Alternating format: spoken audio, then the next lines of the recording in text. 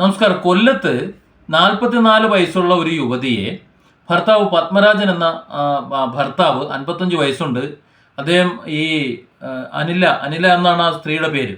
അവർ ഓടിച്ചു വന്ന ആ കാറ് ഒരു പിന്തുടർന്ന് വന്ന്, അതായത് ഒരു ഓമ്നി വാനിൽ പിന്തുടർന്ന് വന്ന് ആ കാറിൽ ഇടിച്ച് നിർത്തി അതിന് ചില്ല് തകർത്ത് പെട്രോൾ ഒഴിച്ച് പച്ചയ്ക്ക് കത്തിച്ച് കൊന്ന വാർത്തയാണ് മീഡിയകൾ ഇപ്പോൾ റിപ്പോർട്ട് ചെയ്തുകൊണ്ടിരിക്കുന്നത്.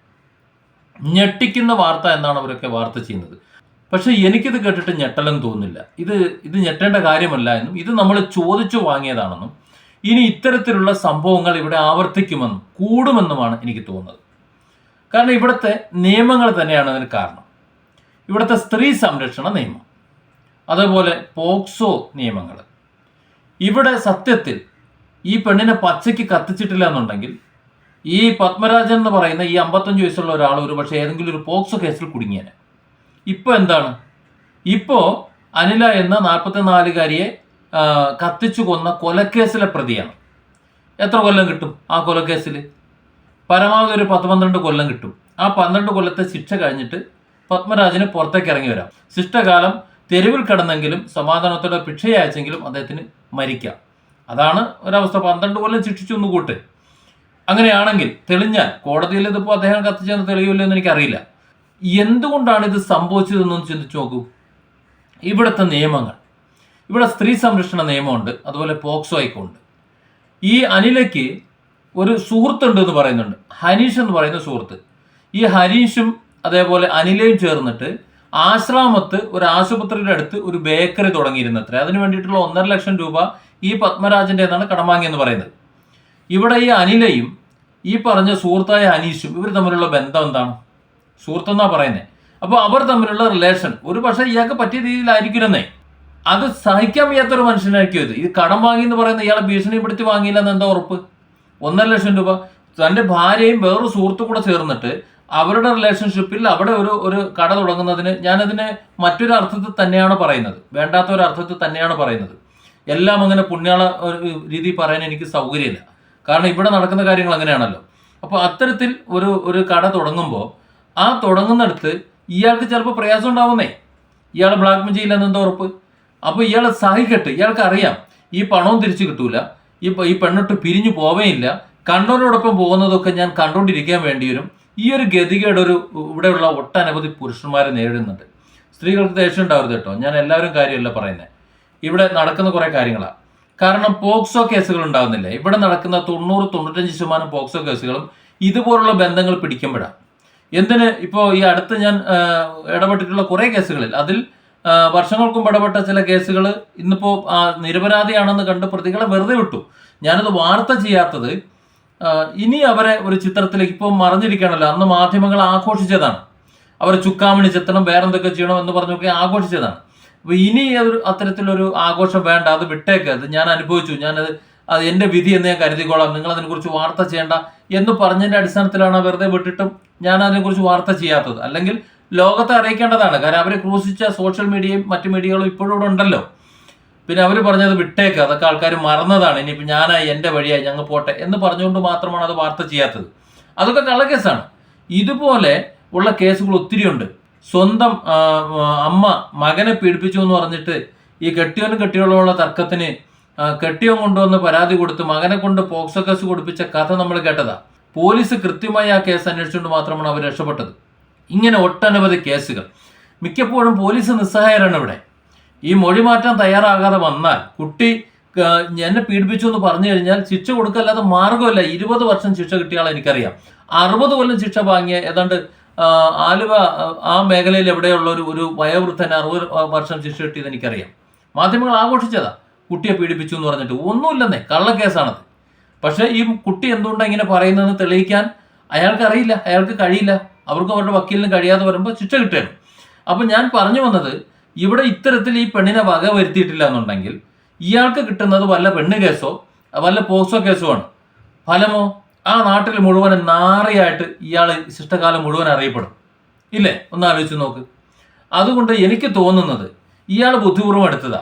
ഏതായാലും എൻ്റെ ജീവിതം അവൾ കൊളാക്കി, വേറൊരുത്തൻ്റെ കൂടെ പോയി താമസിക്കുന്നുണ്ട്, അല്ലെങ്കിൽ വേറൊരുത്തൻ്റെ കൂടെ ബിസിനസ് ചെയ്യുന്നുണ്ട്, എന്നിട്ട് ബുദ്ധിമുട്ടിക്കുന്നുണ്ട്, അല്ലെങ്കിൽ ഒഴിവായി ഇങ്ങോട്ട് പോകണം. ഇതിൻ്റെ ചില വീഡിയോകൾ ചിലർ ചെയ്ത വീഡിയോന്റെ താഴെ കമന്റ് ഇട്ടേക്കുന്നത് കണ്ടു. അവർക്ക് ഒഴിഞ്ഞു പോയാൽ പോരെ, എന്തിനാ ഇങ്ങനെ പച്ചയ്ക്ക് കത്തിക്കുന്നത്? ഷാജസ് കറിയും വീഡിയോ ചെയ്യുമ്പോഴത്തേക്ക് അതിനകത്ത് എഴുതിക്കുന്നുണ്ട്, അങ്ങ് ഒഴിവാക്കി പിരിഞ്ഞാൽ പോരായിരുന്നു, എന്തിനാ പച്ചയ്ക്ക് കത്തിച്ചത് എന്ന്. എങ്ങനെ കത്തിക്കാതിരിക്കും? ഇവിടുത്തെ നിയമത്തിന്റെ വ്യവസ്ഥിതി അതാണ്. ഒരിക്കലും ഞാനൊരു കുറ്റകൃത്യത്തെയും പ്രോത്സാഹിപ്പിക്കുന്നതല്ല. ഇവിടെ ഇന്ന് നടക്കുന്ന കാര്യങ്ങൾ ബഹുഭൂരിപക്ഷവും കേസുകൾ പരിശോധിക്കുകയാണെന്നുണ്ടെങ്കിൽ ഒക്കെ കള്ളക്കേസുകളാണ്. അത് പോലീസുകാർക്കും അറിയാം, അവർ നിസ്സഹായരാണ്.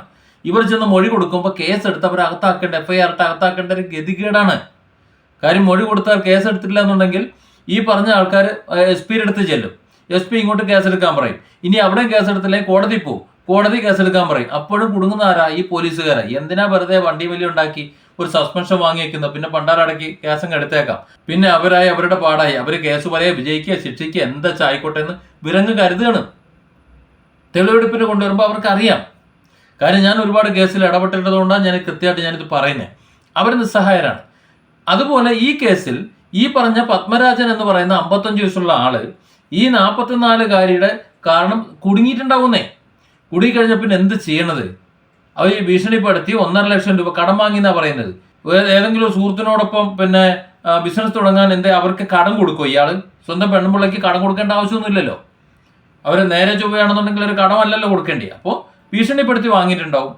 ഒന്നുകിൽ പൈസ കൊടുത്തിട്ടുണ്ടാവൂല, ഇനി അതല്ല എന്നുണ്ടെങ്കിൽ പിന്നെ ബുദ്ധിമുട്ടിച്ചിട്ടുണ്ടാവും, അതല്ലെങ്കിൽ അവർ തമ്മിൽ മറ്റെന്തെങ്കിലും ബന്ധം ഉണ്ടാവും.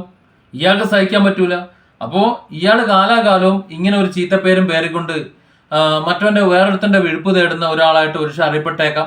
അതല്ല എന്നുണ്ടെങ്കിൽ മറ്റേതെങ്കിലും ഒരു പെണ്ണ് കേസിലോ ഇനി അതുമല്ലെങ്കിൽ മറ്റേതെങ്കിലും ഒരു പോക്സോ കേസിൽ ഇയാളെ കുടുക്കി ഒരുപക്ഷെ ഇയാളെ അങ്ങ് ശല്യം കൊണ്ടിട്ട് അവർ ഒഴിവാക്കിയെന്നും വരാം.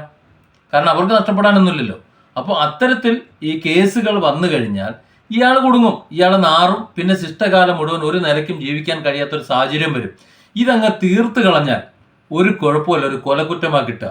ഇനി ഒരു പോക്സോ കേസ് ഇയാളെ മണ്ടലെടുത്ത് വെച്ചെടുത്താൽ മിനിമം ഒരു 10-20 വർഷം മുതൽ 40 കൊല്ലം വരെ കിട്ടും, അവിടെ കിടക്കും. ഇയാളെ ശിഷ്ടകാലം മുഴുവൻ ഇയാൾ ജയിലിലാണ്. നല്ല നടപ്പിന് പുറത്തു വിടുന്നൊന്നും പ്രതീക്ഷിക്കേണ്ടതൊന്നുമില്ലല്ലോ ഈ കാലത്ത്.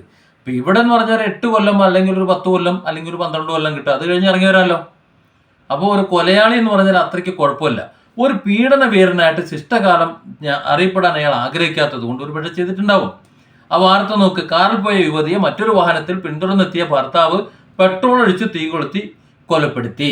കൊല്ലം ചെമ്പാൻമുക്കിൽ ചൊവ്വ രാത്രി 9 മണിയുടെ സംഭവം. കൊട്ടിയം തഴുത്തലത്തുണ്ടിൽ മേലെ വീട്ടിൽ അനില 44 വയസ്സാണ് കൊല്ലപ്പെട്ടത്. ഭർത്താവ് പത്മരാജൻ 55 വയസ്സ് കൊല്ലം ഈസ്റ്റ് പോലീസിൽ കീഴടങ്ങി. അനില 1 മാസം മുമ്പ് സുഹൃത്തായ ഹനീഷിനൊപ്പം ആശ്രാമത്ത് സ്വകാര്യ ആശുപത്രിക്ക് സമീപം ബേക്കറി ആരംഭിച്ചിരുന്നു. പത്മരാജനിൽ നിന്ന് 1.5 ലക്ഷം രൂപ കടം വാങ്ങിയാണ് കട തുടങ്ങിയത്. പത്മരാജന് ബേക്കറി തുടങ്ങുന്നതിൽ എതിർപ്പുണ്ടായിരുന്നു എന്ന് പറയുന്നു. ഇതും കുടുംബപരമായ തർക്കവുമാണ് കൊലപാതകത്തിൽ കലാശിച്ചത്. പത്മരാജന് ബേക്കറി തുടങ്ങാൻ താല്പര്യമില്ല എന്നുണ്ടെങ്കിൽ പത്മരാജൻ എന്നിട്ടും പണം കൊടുക്കണമെന്നുണ്ടെങ്കിൽ എങ്ങനെ കൊടുത്തു എന്നുള്ളത് മലയാളികൾക്ക് ചിന്തിക്കാൻ കഴിയണം. എങ്ങനെയാണ് ആ പൈസ വാങ്ങിയത് എന്നുള്ളത്. അത് മാത്രമല്ല അയാളുടെ താല്പര്യമില്ലായിരുന്നു. പിന്നെ കുടുംബപരമായ വിഷയം, ഇതൊക്കെ കേട്ടാൽ മനസ്സിലാവും എന്താണെന്നുള്ളത്. ഇയാൾ പെട്ടെന്ന് തന്നെ കൊല്ലണമെന്നുണ്ടെങ്കിൽ ഇയാൾക്ക് നാളെ ഒരു പീഡനവീരനായി അറിയപ്പെടാൻ ആഗ്രഹമില്ലാത്തത് കൊണ്ടാണ് എന്നാണ് ഞാൻ വിശ്വസിക്കുന്നത്. ഇതിനൊക്കെ കാരണം നമ്മളെ സംബന്ധിച്ചിടത്തോളം കൃത്യമായ നിയമ സംവിധാനങ്ങൾ ഇവിടെ പ്രവർത്തിക്കാത്തത് കൊണ്ടാണ്. ഒരു പോക്സോ കേസിൽ അയാൾ പ്രതിയാണെന്ന് ഉറപ്പിച്ച് അന്വേഷണം നടത്തി അയാൾ പ്രതിയാണെങ്കിൽ മാത്രമേ അയാൾ അറസ്റ്റ് ചെയ്യാൻ പാടുള്ളൂ. അയാളെക്കുറിച്ച് പത്രവാർത്തകൾ ചെയ്യാൻ പാടുള്ളൂ. അയാളുടെ ഫോട്ടോ പത്രത്തിലിട്ട് പ്രസിദ്ധീകരിക്കാൻ പാടുള്ളൂ. ഇത് ഏത് മതം ഏത് ജാതി ആയിക്കോട്ടെ, ഒരു കേസിൽ പ്രതി ചേർക്കപ്പെട്ട് കഴിഞ്ഞാൽ അയാൾ നിരപരാധിയാണെന്നുണ്ടെങ്കിലും അയാളെ കുടുംബ കോണമെന്നുകൊണ്ട് വലിച്ചു കയറി ചുമരിലൊട്ടിക്കുന്ന ഒരു മാധ്യമ സംസ്കാരം ഉണ്ടല്ലോ, ആ സോഷ്യൽ മീഡിയയിലും ഏത് മീഡിയയിലും, ആ സംസ്കാരമാണ് ഈ കൊലപാതകം ചെയ്തത്. അതുപോലെ തന്നെ ഒരു പീഡനം കേട്ട് കഴിഞ്ഞാൽ എന്താണ് വാസ്തവം എന്നറിയാതെ പുരുഷന്റെ നെഞ്ചത്തേക്ക് കയറുന്ന ഒരു പരിപാടി ഉണ്ടല്ലോ, ആ പരിപാടിയാണ് ഈ കൊലപാതകം ചെയ്യിച്ചത്. അല്ലാതെ ഇത് വേറൊന്നുമല്ല. അപ്പോൾ ഇതിന്റെ നിയമ സംവിധാനങ്ങൾ കൃത്യമായി പ്രവർത്തിച്ച് നിരപരാധിയാണെന്നുണ്ടെങ്കിൽ അവനെ രക്ഷിക്കാൻ വേണ്ടിയിട്ടായിരിക്കണം ഇവിടെ നിയമ സംവിധാനം.